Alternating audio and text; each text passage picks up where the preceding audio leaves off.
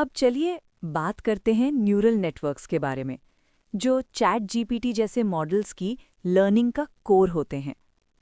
Neural network का idea human brain से inspired है। लेफ्ट साइड पर आप एक बायोलॉजिकल न्यूरॉन का डायग्राम देख सकते हो, जहां सिग्नल्स एक न्यूरॉन से दूसरे न्यूरॉन तक जाते हैं कनेक्शंस के थ्रू, जिन्हें साइनैप्सिस कहा जाता है। आर्टिफिशियल न्यूरल नेटवर्क्स यानी ANNs इसी आइडिया का एक सिंप्लीफाइड मैथमेटिकल वर्जन होते हैं। एक ANN के अंदर आर्टिफिशियल न्यूरॉन्स होते हैं। इन्हें नोड्स भी कहा जाता है। हर न्यूरॉन अपने आप में काफ़ी सिंपल होता है। ये एक छोटा सा कैलकुलेशन करता है और फिर एक चीज़ अप्लाई करता है जिसे एक्टिवेशन फंक्शन कहते हैं। एक्टिवेशन फंक्शन डिसाइड करता है कि न्यूरॉन इन्फॉर्मेशन को आगे पास करे या नहीं। आज के टाइम में सबसे कॉमन एक्टिवेशन फंक्शन है रेल्यू, जिसका सिंपल मतलब होता है वैल्यू पॉजिटिव है तो पास करो, नेगेटिव है तो इग्नोर करो। न्यूरल नेटवर्क की रियल पावर सिर्फ एक न्यूरॉन से नहीं आती। ये पावर आती है मिलियंस या बिलियंस ऑफ न्यूरॉन्स के एक साथ कनेक्टेड होने से। अब चलिए राइट साइड के डायग्राम को देखते हैं।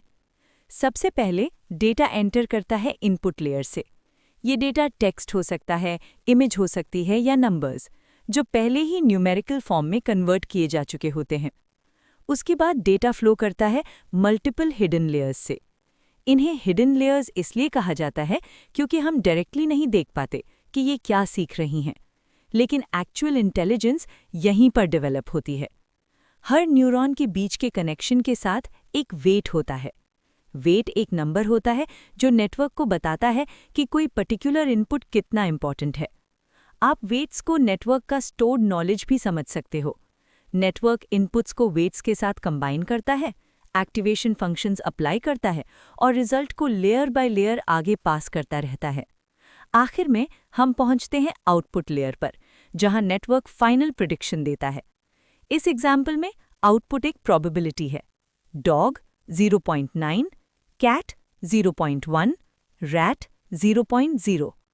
इसका मतलब ये है कि नेटवर्क 90% कॉन्फिडेंट है कि इमेज एक डॉग है।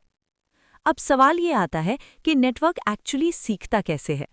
इसका जवाब है एक प्रोसेस के थ्रू, जिसे बैक प्रोपगेशन कहते हैं। बैक प्रोपगेशन का प्रोसेस कुछ ऐसा होता है। सबसे पहले नेटवर्क एक प्रिडिक्शन करता है, फिर उस प्रिडिक्शन को करेक्ट आंसर के साथ कंपेयर करता है और एरर कैलकुलेट करता है। ये एरर फिर नेटवर्क के अंदर लेयर बाय लेयर पीछे की तरफ भेजा जाता है। इस एरर के बेस पर वेट्स को थोड़ा थोड़ा एडजस्ट किया जाता है ताकि नेक्स्ट प्रिडिक्शन और बेटर हो जाए। ये साइकिल यानी प्रिडिक्ट करना, एरर मेजर करना और वेट्स एडजस्ट करना ट्रेनिंग के दौरान मिलियंस या बिलियंस ऑफ टाइम्स रिपीट होती है। टाइम के साथ नेटवर्क पैटर्न्स को बहुत एक्यूरेटली पहचानने लगता है। अब इस कॉन्सेप्ट को लार्ज लैंग्वेज मॉडल से कनेक्ट करते हैं। GPT-3 का लार्जेस्ट वर्जन 96 हिडन लेयर्स रखता है।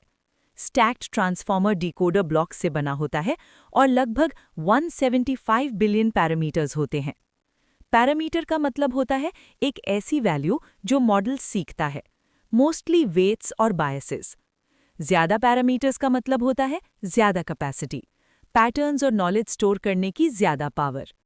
इसीलिए जब आप चैट जीपीटी से बात करते हो, आप एक मैसिव न्यूरल नेटवर्क से इंटरैक्ट कर रहे होते हो, जो इनॉर्मस डेटा से लैंग्वेज के पैटर्न सीख चुका होता है इसी प्रोसेस के थ्रू।